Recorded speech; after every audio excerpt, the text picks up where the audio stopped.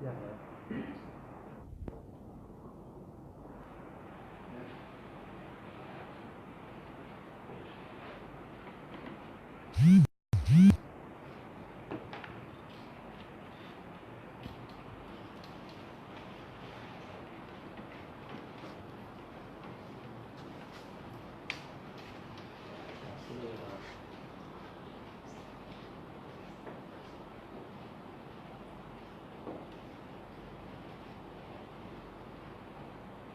الله الرحمن الرحيم. الحمد لله رب العالمين، والصلاة والسلام على أشرف الأنبياء والمرسلين نبينا محمد وعلى آله وصحبه وسلم أجمعين. ومانتنا السلام عليكم ورحمة الله وبركاته. كلن كان بسبب سيئة إن أنا كهضرنا وكجوابنا وكصغيري شعب قادر سولو كنا سابسن شيخ محمد عبد أمر وبريها ذلك بدل من شباب عن شوي المرة هراء كهضرنا هاي ساعدنا صوت عفي لكن أنا بأسله وسيك لها روح اليوم ومالك إلى حرير إلي وأنا في إلي يسيك له أرنك الله اليوم وسيك له إن شاء الله تعالى لو جوابه رسول قريسي محمد ساعدنا أيقا مركب الله حويه وحن كهضرنا ودفاع عن دفاع إنه عرضي لشرف قف مسلمة وهذا عالمة كان من علماء الصوماليين وعانكة ودعوة الرؤية قاني دينها الرؤية قاني ونال الرؤية قاني كان مدأة أركانته يرجع مانتي شعب الصوماليين أباهيهين يحلوا ذو أباهيهين واحترقوا ذا أباهيهين كاصر عشي محمد عبد أمر النبي صلى الله عليه وسلم يقول هذا حديث ليس منا من لم يرحم صغيرنا ويوقر كبيرنا ويعرف لعالمنا حقه. لقد ما قفك نير أو حريصا من كان وينه عن احترام عالم كاننا عن حق يسا لكرامة يسا لدرجة يسا عن الاعتراف. مركا لو كدوا لنا حديث أصقعه يقول أن آياتها تلمامها هي أنت كمسلمين تا حق اسكوليين إن احترامان اسكوليين إن استراميان اسكوليين إن هدي قف حلوق جيسته إلا الدفاع لو بهاي لو كدوا لنا وحن عدينا كم كلمة دي شيخ سمو وقهض لي ومركز الاسكوك يدمانتي هاي دورتان يوحك الشيء شيخ أو حلقة الشيء هيو عقيدتي سيدين تيسا حلقة الشيء هيو والدورة هيو كلمة أيضا كلمة شيخ سمو وعلماء كم متكلم معها وكلمة أصدق يرأي سكاركا مثل بعض حويه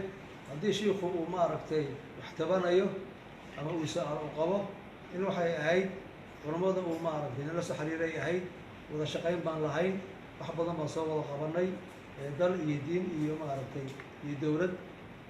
معنا هذا حيسه marka sheekhu inuu maaragtay ku degdego arrin noocaas oo kala ah oo darajadaas leh walaasama ma ahayn haday wax jiraan ama su'aal uu qabo diinta dhamaantii mas'uul baan ka nahay diinta dhamaantii waa waardiyeena aqeedada kulligeed waa waardiyeena hadii wax dhibaato ay jiraan ama nabiga sallallahu alayhi wasallam loo gafay ama diinta loo gafay in waxay ahayd maxaan ku yiraahaa la iswaraystay ahayd oo waxa jira الشيء سمر كان موقف لما يستيران لو وضع قاته بدي كان لو حويه أنا واحد كود الشقيين لو حويان ومدنيمو دين تاز يوم داز لدولة الصومالية لمصلحة عامة اللي وضع الشقيين هاي كنت أتكلم كذا جيو أو قال هل علماء الاحتر كه وميزان كله وحقوق كه إن نسكر كنا يا شعب كه ما مصلحتي أنا أما لو بهي ما قارنش محمد عبد أمر وهذا وحقو يمد التلحيس معها وحقو يمد حتى قرار السلام معها وحقو يمد هنا إيمان جري حتى كهر إنت تصوم عليه أو عليه ساعة وما ركتي dhibaatada jirta oo maxaanku rahaa uu maaragtay u gargaaro ama uu soo gurmado buu imaan jiray oo haddana u yimid beledweynu tegey kaalmadii uu siday oo dadku usoo okaasheen ayuu geeyey oo weliba maxaanku ra hiiraan iyo shabeellada dhexe kulligood waa la wada gaarsiinaya insha allahu tacaala marka shiikaas soomaaliyeed oo caalimka ah oo u yimid inuu soomaalida usoo gurmado in saas loo galo hataa dhaqan soomaaliyeed maaha hataa muru'ada ay ixtiraamka soomaalidu isku maaragtay isku aqoon jirtay ma aha in kale waxa weye shiiku kelimadda uu bari jeedin insha allahu tacaala waa kelimo caama waa nasiixo caama waxa weeyaan dadka lagu baraarujiyo war dhibkana haya oo kala nooc ah oo intaasoo nooc ah dhibkaa nagu dhacaya cabaarna hayey muxuu nagula dhacay maxaa looga bixi karaa wuu ka hadlayaa shiikuye shiiku wax gaar ah ama kooxaysi ama firqo ma ka hadlahayo marka waxaan soo jeedinaynaa meeshaan in kelimadaas ay tahay ama nasiixa shiiku ujeedin doonaa waa maslaxa caama in la yimaado oo laga faa'iidaysto waan dadka ku baraarujinaynaa waana sida maxaanku rahaa madaxda dalka qaranku ay ka warqabaan oo aan maaragtay iskuna ogeyn weeye waxaa weeyaan waa wacyigelin waa dadka moraalka oo la dhiso waa dadka oo wax loo sheego weeye ee cid wax laga sheegayo ama cid lagu dhibahayaay ma jirto ugu dambeyn waxaan caddaynaynaa sida sheekh umar aan u difaacayno aan u difaaci lahayn maanta haddii sheekh maxamed soo haddii maaragtay sheekh somo dhib loo geysan lahaa ama wax laga sheegi lahaa ama la duri lahaa diintiisa caqiidadiisa saasaan u difaaci lahayn marka hadda qof jeclaysi maahane waxaa weeye karaamada maaragta islaamka iyo karaamada muslimiinta iyo karaamada culamada soomaaliyeed ayaa guud ahaan difaacaynaa iyo hadda mid qof loogu exanayo ma ay aha ugu dambeyn waxaan u mahadnaqaynaa dhammaan shacabkii soomaaliyeed runtii oo mawduucaas maxaanku ka gelgishay oo dhibka shiika loo geystay ee ka xumaaday oo nala soo xiriirhayey oo dalbanhayey in kelimad laga yihaaho oo waxa runta ah ama maxaanku warsa maaragta xaqa ah la caddeeyo ay mahadsan yihiin marka dadaalkooda iyo inay ka murgeen waxaa meesha ka dhacahaya iyo sida shiika maarata loo aflagaadiyey ka xumaaday ayagana runtii mahadsan yihiin dhammaantood ilaah subxaana wa tacaala kuwii isku kaashada wanaagga allah naga dhigo waana mahadsantihiin asalaamu calaykum waraxmat ullah wabarakaatu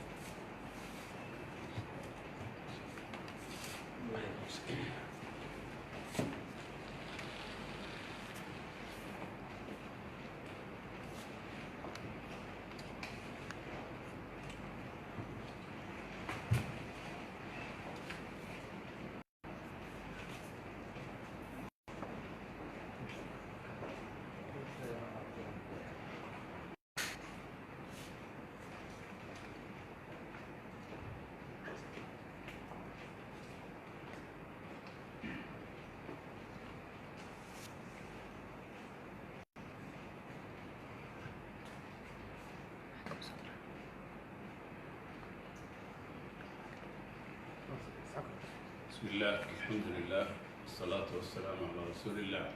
وعلى آله وصحبه ومن والاه. بسم الله إلى هذا كم هذا لنا مكهرة وهل كان أنت نوافجين إن كسر جديدنا كلمة دان وبن سيد الشيخ بشير عمل صلاة الشيخ نويل كلمة ديسي وكويري أيان أنت وحان سوون نوي إن الشيخ نويل عالم كأه الشيخ محمد عبد همل كلمتي شخصون ودقي سوشيال ميديا أما برها بالشدة إذا عادي قلبت بحي فيديو هذا بي بي سي ده ريدي وكير الشيخة ورنتي أن هذا وحماني علماء الصوماليين ما كسي جوكتنا هي شعب الصوماليين أي سكدر بشيء يعني إنه إلى علينا أمانة علمية هي أمانة هي حق شبه ونقول لها هي الأمانة علماء الصوماليين عرضك علماء هي الدين تودا هي المقام كودا والله إلى ولا للدفاع وحاول بعد كده أنت الدين تودا للدفاع لأنه هو ورثة الأنبياء ولا التويدي أما حلك النبي قدست دحلوي صلى الله عليه وسلم عالمك رباني ومدرسة الصومالية ولا المنطقة أي في سنة والعلماء الصومالية ولا أي وأكن قدوة إنه حسنة لقي قال اعتدالك يدقنا شذا يهدوء أي سمتك أنت علماء نمو فتودي سنة ملايين الصومالية سمر مرة يسمك كسر حبا وحوي إن ما أنت سداس فضل لغو قطفة أما رأي المناسبة اللي غير هذا وحلا قبل كلام علوم ما يركض أنا شخصيا مدتك أول رئاسة كلا الله يبانها وقدر بدر أنت سنو كل عطو ونشيء إن الشيخ آدم خلديه الشيخ محمد عبد الأمل صاحب واحد من الأصحاب أنا وحال الشيخ غلباتي الشيخ سنة كمان صاحبنا جامعة الإسلامية صوّد محمد ويقدم به لكن واسكت وين سنة سنة كورية مركب وحال الشيخ عن قربنا وقانا إلى أفرس ديتنكي وجامعة المدينة وقال أنا أن لو سنة مركز عن مارتي عن دجناي أيان إلى مانتن صاحبنا الشيخ مركا مارتي شنس ديتنكي على عصا أيان مرنا سميله بالله وسبب ولا سياشك عنه مركا شيخ مركا وحويان انت الشيخ بشير كيري انا وقف سنه وحرب عين نور اللي كدر مركا اوه رئيسه تهميك الشيخ سنو افر قيبود غاري مرء ويل الشيخ وحا او اركا درق الصوفيه اني تهقال مرنا او يري مسائل فقهيه او سو قاday oo yar yar marna oo yiri wuxuu ahay dadka mutadarifiinta oo argagixisada oo dadka laaya ninka u iftooda marna uu wax kale ku sheegay wax badan oo kaleeto waxaan halkan ka cadeynayaa anigu macluumaadka aan haayo boqol intoo inay tahay iftiraa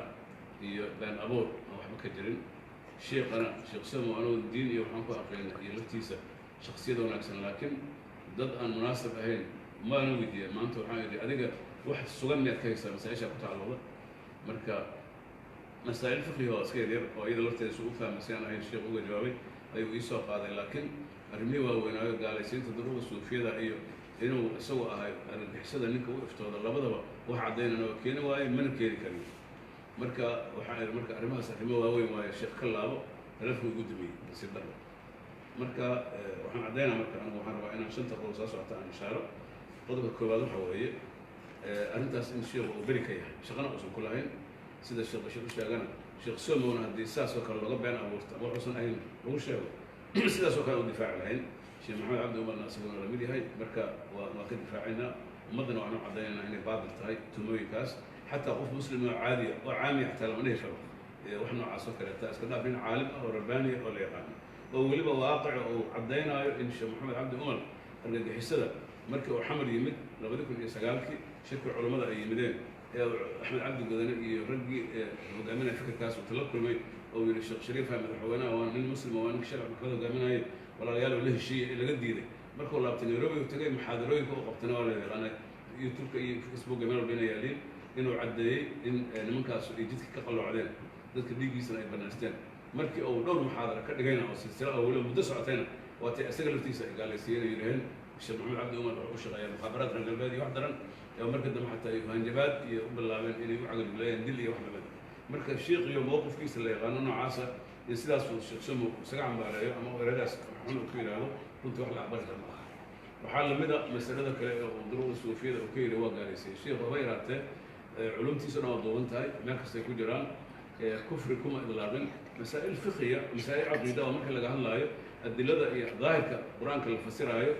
سواء طريقة للشيء يقولون شخص للشيء يقولون فرع للشيء يقولون جماعة للشيء يقولون طريقة للشيء إلا من حلف بغير الله فقد أشرك قفك إلهي غير كيس كل أرتوى قال لهم كل عرب النبي صلى الله عليه وسلم شيخ ملهن قفك الدول لا ترجع بعض كفارا يدروا بعضك بقال بعض هذا شيء قالهم قلنا أو قاتلين قاتل الأمة كالجويان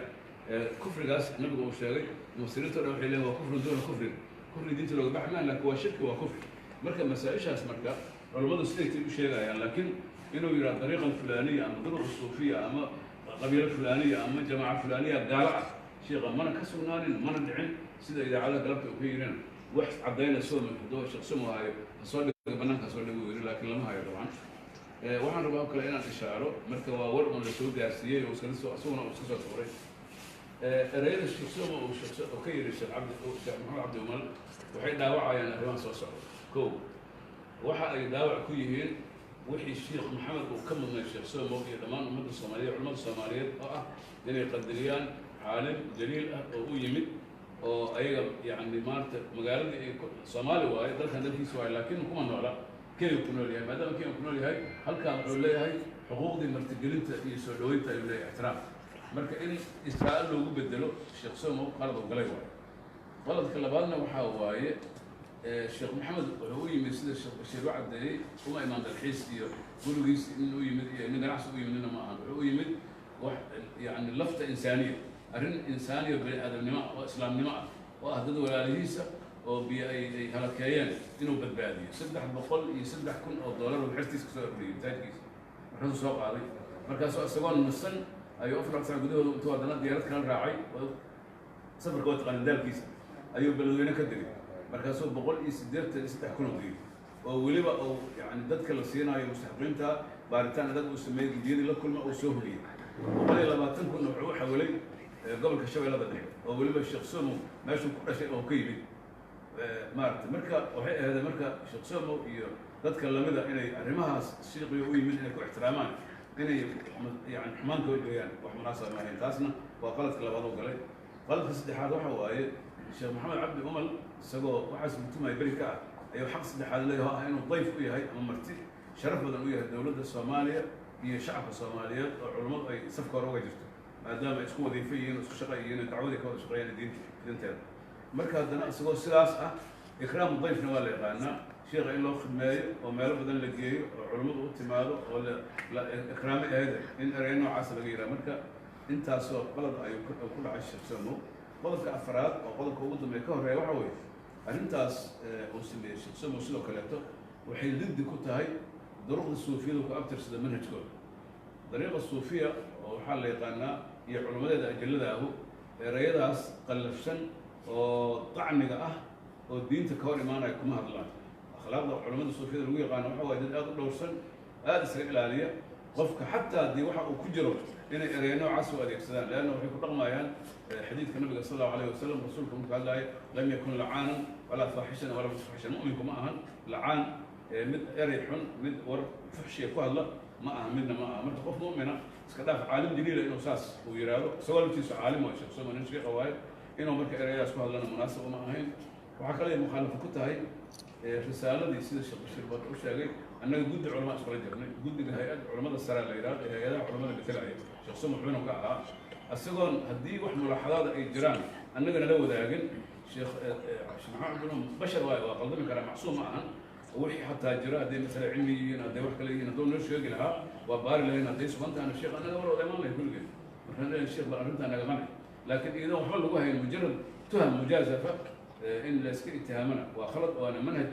ضروب الصوفية دلوقتي دلوية قانا وخلاف سوية أنا ضروب الصوفية احترام ضمانه هنا وولا عليها علماء أجلاء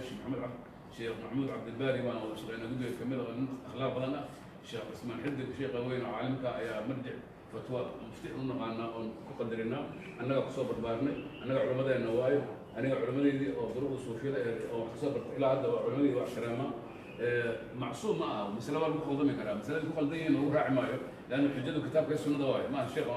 أنا قاعد أقول ضمن اللي هو راعي مايو الشيخ بشير بقول ضمن هو راعي مايو الشيخ محمد عمر بقول ضمن هو راعي مايو ما كتالفت هذا إلا وقاعد أقول إلا إن علماء أي يعني ما رتي منهج إلى لسه أو كتاب كيس سنة أي حكم